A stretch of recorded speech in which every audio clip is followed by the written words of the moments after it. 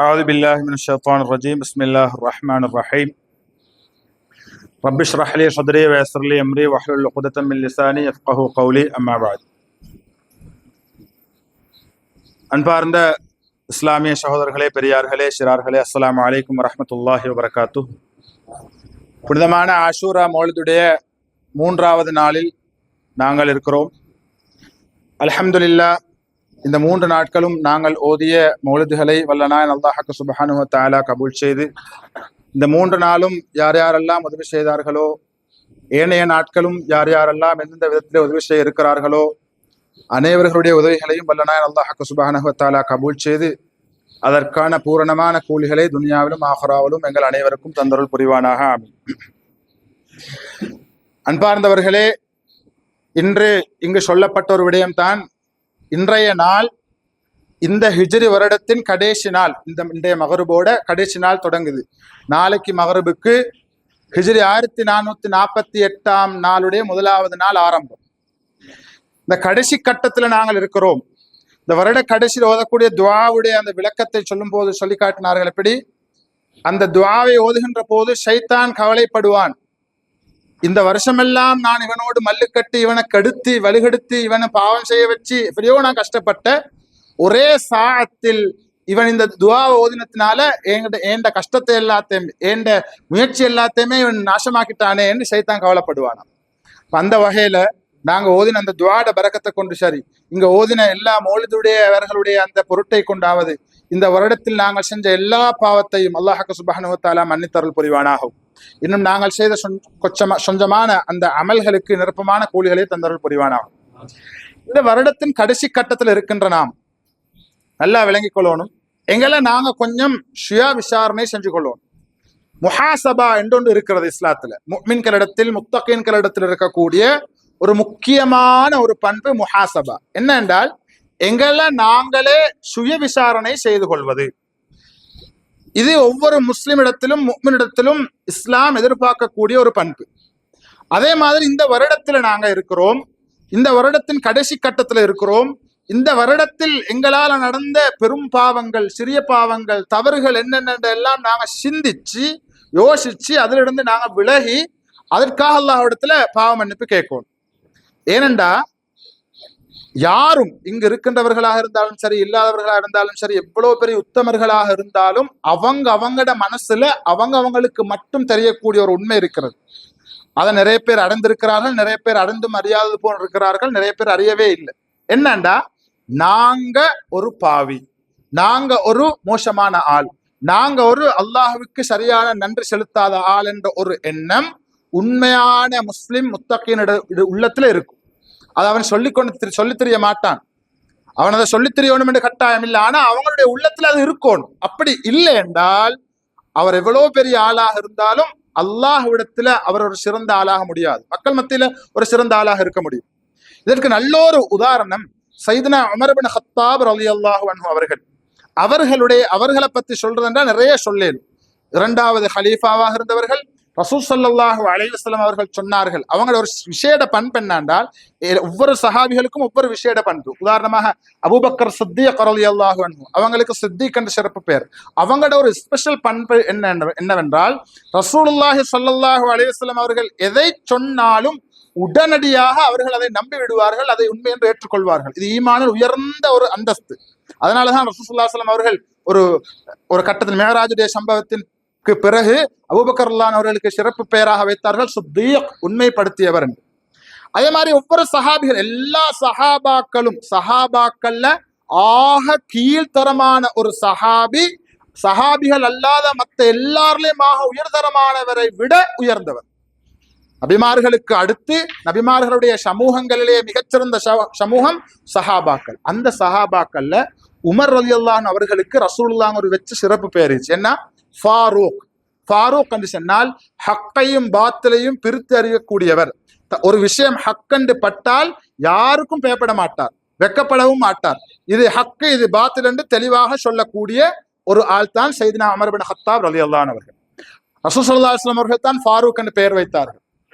ஒரு கட்டத்துல பல கட்டங்கள் உமர் ரலியல்லாஹு இந்த சம்பவங்கள் இருக்கின்றன. அதோ பண்ணுவோம். உமர் ரலியல்லாஹு கட்டத்துல இருக்கின்ற சம்பவங்கள் எப்படி என்று சொன்னா, இந்த அவர்கள் ஒரு விஷயத்த ஒரு ஐடியாவாக ஒரு அட்வைஸாக ஒரு ஆலோசனையாக ரசூலுல்லாஹ்களுக்கு செல்லுற நேரம் அல்லாஹ் வஹி இறக்கி உமருல்லாஹ் சொன்ன சரி என்று இப்படி பல உதாரணங்கள் இருக்கின்றன. அதே மாதிரி உமருல்லாஹ் அவர்கள் ஒரு முறை ரசூலுல்லாஹ்ட்ட கேட்ட, யார் ரசூலுல்லாஹ், ஏண்ட கபூர்ல கேள்வி கேட்கறது எப்படி இருக்கும் எனக்கு கொஞ்சம் சொல்லுங்களேன். ஏண்ட அவங்களுக்கு மறுமையோட யோசனை.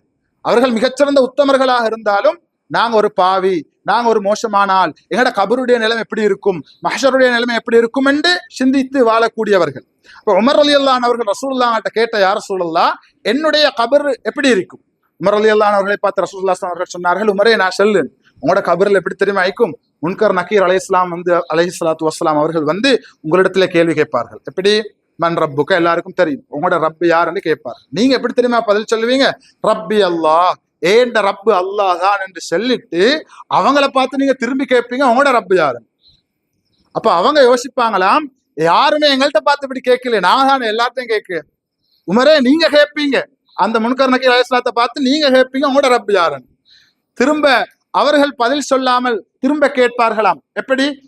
வமன் நபியுக்க ஒமாதீனுக்க, எல்லா கேள்வியும் கேட்கின்ற பொழுது உமர் ரலியல்லாஹு அன்ஹு அவர்கள் தெளிவாக பதிலை சொல்லிவிட்டு, உமரே நீங்க பதில தெளிவா சொல்லுவீங்க, சொல்லிவிட்டு அவர்களிடத்திலும் திரும்பி கேட்பீர்கள். நீங்கள் உங்களோட மார்க்கம் என்ன, உங்களோட தீன் என்ன, உங்களோட கிபிலா என்ன, உங்களோட இமாம் என்ன, திருப்பி கேட்பீர்கள். அவர்கள் யோசிப்பார்கள், நாங்க எல்லாருக்கும் கேள்வி கேட்க மலக்க அவங்க தான், ஆனா எங்கள்கிட்ட கேள்வி கேட்கிறால் அது உமர் ரலியல்லாஹு அன்ஹு அவர்களாகத்தான் இருப்பார்கள். அப்படி அவர்களுடைய உமர் ரலியல்லாஹு அன்ஹு அவர்கள் அழுதார்கள், ஆனந்த கண்ணீர் வடித்தார்கள். என்னுடைய கபர் இப்படி இருக்குமா என்று இப்படி எல்லாம் புகழப்பட்ட ஒரு சஹாபி. இப்ப வாங்க விஷயத்துக்கு. உமர் ரலியல்லாஹு அன்ஹு அவர்கள் ஒரு விடயத்தை அறிந்து வைத்திருந்தார்கள். ரசூல் ஸல்லல்லாஹு அலைஹி வஸல்லம் அவர்களுடைய ஒரு அவர்களுடைய ஒரு ரகசிய நண்பராக இருந்தார் ஹுதைஃபத்துல் யமானி ரலியல்லாஹு அன்ஹு. அவர்களுக்கு சிறப்பு பெயர் ஒன்றும் இருக்கிறது, ஸாஹிபு சிர், ரகசிய தோழர். அதாவது ரசூல் ஸல்லல்லாஹு அலைஹி வஸல்லம் அவர்கள் நிறைய பகிரங்கப்படுத்த முடியாத சில ரகசியங்களை அந்த சஹாபி கிட்ட சொல்லி வச்சிருந்தார். அதனாலதான் மறுமை நாளுடைய அடையாளங்களை பத்தி நிறைய ஹதீஸ்கள் ஹுதைஃபத்துல் யமானி ரலியல்லாஹு அன்ஹு அவர்கள் மூலம் ரிவாயத் செய்யப்படுகின்றன. ஏன்? அவர்கள் ரசூல் ஸல்லல்லாஹு அலைஹி வஸல்லம் அவர்கள் பகிரங்கமாக செல்லாத பல விடயங்களை அவர்களிடத்திலே ரசூல் ஸல்லல்லாஹு அலைஹி வஸல்லம் அவர்கள் சொல்லியிருந்தார்கள். இவர்களிடத்துல ஒரு லிஸ்ட் ஒன்று ரசூலுல்லாஹ் கொடுத்து, என்ன லிஸ்ட் தெரியுமா? நான் தார இந்த லிஸ்ட்லீச்சியாக்கள் எல்லாம் முனாஃபிகீன்கள். எப்படி முனாஃபிகீன்கள் என்றா, ஹுதைஃபத்துல் யமானி ரலியல்லாஹு அன்ஹு கிட்ட சொல்லு, அவங்க எல்லாம் எங்களோட தான் இருந்துச்சு, சஹாபாக்களோட தான் இருந்துச்சு, எங்களோட தொழுகை எல்லாம் செய்த, ஆனா இவர்கள் எல்லாம் இந்த லிஸ்ட்லீச்சி எல்லாருமே முனாஃபிக்குகள் எனக்கு தெரியும் என்று ரசூல் ஸல்லல்லாஹு அலைஹி வஸல்லம் அவர்கள் ஹுதைஃபத்துல் யமானி ரலியல்லாஹு அன்ஹு ஒரு லிஸ்ட் கொடுத்து, இந்த செய்தி உமர் ரலியல்லாஹு அன்ஹுக்கும் தெரியும். அந்த நாள்ல இருந்து உமர் ரலியல்லாஹு அன்ஹு அவர்களுக்கு யோசனை, அந்த லிஸ்ட்ல எந்த பேர் ஈச்சியோ தெரியா. எப்படிப்பட்ட ஆள்? ஃபாரூக், ஹக்கையும் பாத்திலையும் சரியாக பிரித்தறியக்கூடியவர். அவங்க உமர் ரசூலுல்லாஹி ஸல்லல்லாஹு அலைஹி வஸல்லம் அவர்கள் சொன்னார்கள், உமர் ரலியல்லாஹு ஒரு வழியில போனா சைத்தான் அந்த வழியில போக மாட்டான். முனாஃபிக்கு தனத்துக்கு கிட்டவாலும் போகாத ஒரு சஹாபி. அவருக்கு அந்த செய்தி வந்தத்துல இருந்து அந்த லிஸ்ட்டை பார்க்கணும். அந்த லிஸ்ட்ல எந்த பேரும் ஈச்சோ தெரியா, நானும் முனாஃபிக்காக இருப்பேனோ தெரியா என்று அவங்களுக்கு ஒரு கவலை. இதனால ஹுதைஃபத்துல் யமான் ரலியல்லாஹு அன்ஹு எப்ப கண்டாலும் உமர் ரலியல்லாஹு அன்ஹு கேட்பாங்களாம், அந்த பேர் லிஸ்ட்ல எந்த பேர் ஈச்சியாங்க. அவங்க ஒரு பதிலும் சொல்ல மாட்டார்கள். ஏன்? அவர்கள் ரகசியம் காக்கக்கூடியவர்கள். எனக்கு சொல்ல அனுமதி இல்லை. இப்படி இருக்கின்ற போது ரசூல் ஸல்லல்லாஹு அலைஹி வஸல்லம் அவர்கள் வஃபாத்துக்கு பிறகும் இந்த சஹாபி எங்க சரி ஹண்டா, உமர் ரலியல்லாஹு அன்ஹு வேலை கொஞ்சம் சொல்லுங்க, அதுல என்ன பேரிச்சியோ, அதுல எப்படிப்பட்டவர், அவங்களை விட சிறந்தவர்கள் அங்க அப்புறமே இல்லை. உமர் ரலியல்லாஹு அன்ஹு அவர்கள் அப்படி சிந்தித்து வாழ்ந்தவர்களாக இருந்தார்கள். இப்ப அவங்க இந்த துல்ஹிஜ்ஜா மாதத்துல தான் கத்தியால குத்தப்பட்ட ஒரு மஜூசி, அபு லுஅலுஆ என்று சொல்லக்கூடிய மஜூசி முனாஃபிக் தோற்றத்துல வந்து உமர் ரலியல்லாஹு அன்ஹு அவர்கள் தொழுகை நடாத்தி கொண்டிருக்கின்ற பொழுது பின்னுக்கால வந்து நஞ்சூட்டப்பட்ட அந்த கத்தியால குத்தின உடனே அங்க இருந்தவர்கள் அபு லுஅலுஆவை பிடிச்ச, அவனும் அதே கத்தியால களத்தை வெட்டி கொண்டு அவன் செத்து போய்த்தான் முனாஃபிக். இப்ப உமர் ரலியல்லாஹு அன்ஹு அவர்கள் 2 நாள் அந்த நஞ்சூட்டப்பட்ட அந்த கத்தியுடைய விஷத்துல அவர்கள் இருந்தார்கள், சக்கராத்தில் இருந்தார்கள், 2 நாள் இருந்தாங்க. அந்த டைம்ல தான் அவங்க நிறைய வசியத்து செய்தார்கள். அடுத்த ஆட்சிக்கு தகுதியானவர்களை பற்றி 6 பேர் கொண்ட ஒரு குழுவை நியமித்தார்கள். இப்படி எல்லாம் செஞ்சு கொண்டிருக்கும் போது அவர்களுடைய மகன் அப்துல்லாஹ் பின் உமர் ரலியல்லாஹு அன்ஹு அவங்களை அழைச்சி ஒரு வசியத்து செஞ்சாங்க. என்னென்றால், எனக்கு ஒரு வேலை செய்யணும், ஹுதைஃபத்துல் யமானி என்ற அந்த சஹாபியை போய் தம்பிடுவோம். உமர் ரலியல்லாஹு அன்ஹு கடைசி கட்டம், ரைட்? உமர் ரலியல்லாஹு அன்ஹு போனா அந்த ரூட்ல ஷைத்தான் போக மாட்டான். உமர் ரலியல்லாஹு அன்ஹு வாயில அல்லாஹ் பேசிய, உமர் ரலியல்லாஹு அன்ஹு அவர்கள் ஹக்கையும் பாத்திலையும் பிரித்தறியக்கூடியவர். இப்படி எத்தனையோ சிறப்புகளை கொண்டு புகழப்பட்ட அந்த சஹாபியோட கடைசி கட்டத்தில் அவர் யோசிக்கிறார், அந்த லிஸ்ட்ல எந்த பேர் இருச்சியோ தெரியா, மகனே போய்த்து ஹுதைஃபத்துல் யமானிட்ட கேளு அப்படின்னு சொல்லிட்டு சொல்றாங்க. இல்ல, நான் கேட்டாலும் நீ அவர்கள் சொல்ல மாட்டார்கள், நான் கேட்டே செல்லல. ஆனா நான் மௌத்தானத்துக்கு பிறகு ஹுதைஃபத்துல் யமானிட்ட போய் ரலியல்லாஹு அன்ஹு அவங்கள்ட்ட போய்த்து கேட்கணும். அவங்க செல்லாட்டி நீங்க இப்படி கேளு, அந்த லிஸ்ட்ல எங்கட வாப்பட பேர் ஈச்சியோ இல்லையோன்னு மட்டும் செல்லும், வேற ஒண்ணு செல்லவான் என்று மட்டும் எப்படி சரி கேட்டது. அப்படி இல்லை என்று அவர்கள் சொன்னால் எனக்கு இன்னொரு ஆசை இருந்துச்சு. ரசூல் ஸல்லல்லாஹு அலைஹி வஸல்லம் அவர்களுக்கு பக்கத்தில் அபூபக்கர் சித்திக் ரலியல்லாஹு அன்ஹு அடக்கப்பட்டிருக்கிறார்கள். அதுக்கு பக்கத்துல ஆயிஷா நாயிட ஊடு. ஆயிஷா நாய் சொல்லி கொண்டிருந்த எங்கட வாப்பா அபூபக்கர் ரலியல்லாஹு அன்ஹு, ஆயிஷா நாயிட வாப்பா ரசூலுல்லாஹி ஆயிஷா நாயிட கணவர், அவங்களுக்கிட்டத்தான் நான் அடக்கப்படுவேன் ஒரு ஆசை வச்சிருந்தேன். ஆனா இப்ப எனக்கு ஆசை ஆயிருச்சு அந்த இடத்துல அடக்கப்படணும் என்று. ஏன்? ரசூலுல்லாஹ்களோட அபூபக்கர் ரலியல்லாஹு அன்ஹு இருக்கணும் என்ற எண்ணம் முழுக்க ஆகிரத்துடைய எண்ணம். இப்ப நீங்க அந்த முனாஃபிக்குடைய லிஸ்ட்ல எந்த பேர் இல்லாட்டி தான் நீங்க இன்னொரு வேலை செய்யும். எப்படி? ஆயிஷா நாயிட்ட போய் கேட்கும். அந்த இடத்துல என்ன, அதாவது எங்களோட வாப்பாவை அடக்கிறதுக்கு அனுமதி தாரா. பெரிய சம்பவம். இப்ப ஆயிஷா நாயிட்டு அப்துல்லாஹ் பின் உமர் ரலியல்லாஹு அன்ஹு அவர்கள் உமர் ரலியல்லாஹு அன்ஹு வஃபாத்தாக முந்தைய போய் கேட்டாங்க ஆயிஷா நாயிட்டு, இப்படித்தான் எங்களோட வாப்பாக்கு ஆசை அபூபக்கர் ரலியல்லாஹு அன்ஹுக்கு அடுத்த இடத்துல அடக்கப்படுகிறதுக்கு நீங்க என்னன்னு சொல்லு. அப்ப ஆயிஷா நாயி சொல்ல, வேறொத்தர் கேட்டேன்னா நான் விட்டு இருக்க மாட்டேன், உமர் ரலியல்லாஹு அன்ஹு கிட்ட சுட்டி நான் அந்த இடத்த கொடுக்கு என்று சொல்லி விட்டு கொடுத்தார். இப்ப வாப்பாட்ட சொல்லு, வாப்பா நான் ஆயிஷா நாயிட்ட கேட்ட, அவங்க ஓகே. அப்ப சொன்ன இல்ல இப்ப கேட்டு சரிவாயில்ல, நான் மௌத்தானத்துக்கு பிறகு கேட்கணும். இப்ப நான் ஹயாத்தோடிச்சு அந்த ஒரு பயத்துல அல்லது மரியாதையில அவங்க சொல்லிப்பாங்க. மௌத்தானத்துக்கு பிறகு போய் கேளுங்க. அதுவும் முனாஃபிக் லிஸ்ட்ல என்ன பேர் இல்லாட்டி தான் கேட்கணும். இல்லாட்டி ரசூலுல்லாஹி கிட்ட அபூபக்கர் ரலியல்லாஹு கிட்ட அடக்க நான் தகுதியற்றவன். கேட்கணும் எப்படி? ஹலீஃபாஸ் கேட்ட, அமீருல் முஃமினீன் கேட்டன்னு கேட்கப்படாது, ஹத்தாபிட மகன் உமர் கேட்டன்னு கேளுங்க. அப்படி கேட்டு அவங்க அனுமதி தந்தால் அந்த லிஸ்ட்ல என்ற பேரும் இல்லாட்டி தான் நான் நடக்கும். எப்படிப்பட்ட உத்தம சஹாபி தன்னை ஒரு கீழான மனிதராக கருதினார். இன்றைக்கு நாங்க கொஞ்சம் அமல் செஞ்சுட்டு, கொஞ்சம் ஏதோ ஒரு பதவி பட்டம் வந்ததுக்கு பிறகு, கொஞ்சம் நாங்க ஏதோ அறிவு படிச்சதுக்கு பிறகு எங்களை விட்டா ஆள் இல்லை. ஆக மோசமான ஒரு பண்பு. நாங்க எவ்வளவுதான் தர்ஜாக்கள் கூடினாலும், நல்ல ஆற்றல்கள் திறமைகள் வந்தாலும், எங்கள்கிட்ட நல்ல அறிவு கூடினாலும், சொத்து செல்வம் வந்தாலும், அத்தனையும் அல்லாஹ் பார்க்கிறது எங்களோட உள்ளத்தை தான். எனவே இந்த வருஷத்துல நாங்க பாவம் முன்னாலும் பாவம் தான் செஞ்சோம். இந்த ஒரு நாள் நாங்க முழுமையாக அல்லாஹ்விடத்துல சரணடைந்து, உமர் ரலியல்லாஹு அன்ஹுவோட சம்பவம் எப்படி முடியுது? அவங்க வஃபாத்தானாங்க. அதுக்கு பிறகு அப்துல்லாஹ் பின் உமர் ரலியல்லாஹு அன்ஹு அவர்கள் ஹுதைஃபத்துல் யமானி ரலியல்லாஹு போய்த்து கேட்ட, அவர் எனக்கு ரசூலுல்லாஹ் சொன்னது எனக்கு செல்லத்துக்கு அனுமதி தந்த சில விஷயங்கள் ஈச்சு. ரசூலுல்லாஹ் எனக்கு செல்லத்துக்கு அனுமதி தந்த சில விஷயங்கள் ஈச்சு. ஆனா இதுக்கு அனுமதி இல்லை. அப்ப எனக்கு ஒண்ணும் மானம், எங்கட வாப்பட பேர் அதில் ஈச்சியோ இல்லையோ மட்டும் சொல்லுங்க. அவர்கள் தலையால் அசைச்சு சொன்னார்களாம் இல்ல. அதுக்கு பிறகுதான் அப்துல்லாஹ் பின் உமர் ரலியல்லாஹு அன்ஹு ஆயிஷா நாயிட்ட திரும்ப போய்த்து கேட்டுட்டு, இன்றைக்கு நாங்க ஹஜ் உம்ராக்கு போனாலும் ரசூலுல்லாஹ்களுக்கு சலாம் சொல்லிட்டு, அபூபக்கர் ரலியல்லாஹு சலாம் சொல்லிட்டு, உமர் ரலியல்லாஹு அன்ஹுவுக்கு தான் நாங்கள் அடுத்து சலாம் சொல்கிறோம். அந்த இடத்துல அவர்கள் அடக்கம் செய்யப்பட்டார்கள்.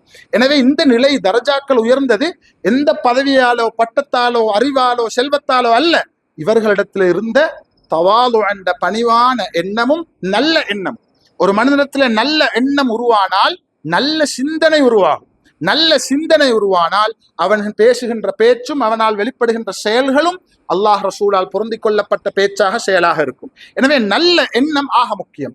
இந்த வருடத்துல நாங்க நல்லெண்ணம் இல்லாம எந்த கட்டத்துல எவ்வளவு கட்டத்துல நாங்க இருந்திருப்போம். அல்லாஹ்விடத்துல தௌபா கேட்போம்.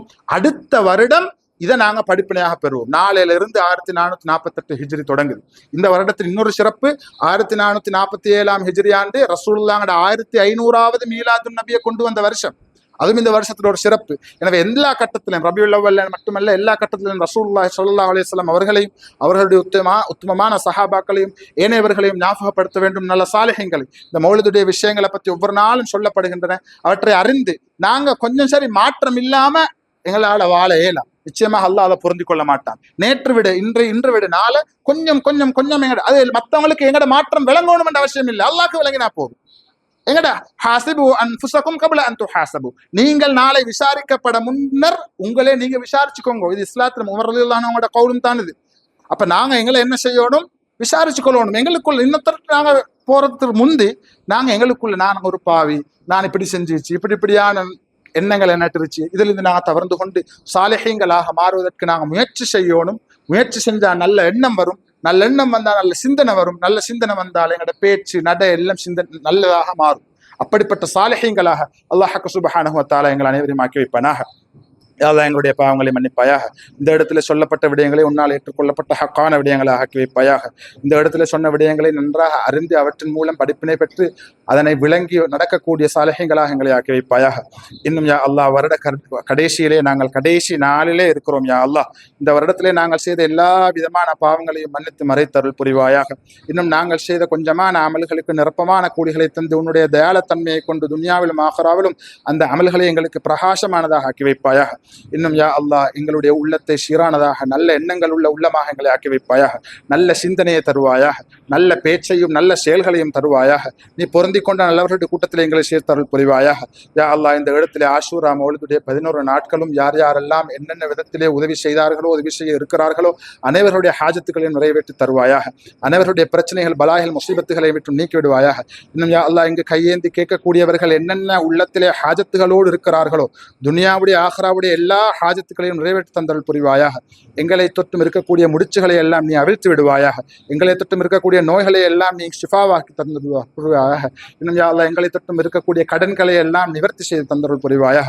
இன்னும் யா அல்லாஹ் எங்களுடைய பெற்றோருடைய முஸ்லிமான முஃமினான ஆண்கள் பெண்களுடைய அனைவர்களுடைய பாவங்களை மன்னித்து சந்தோஷமான வாழ்க்கையை தருவாயாக.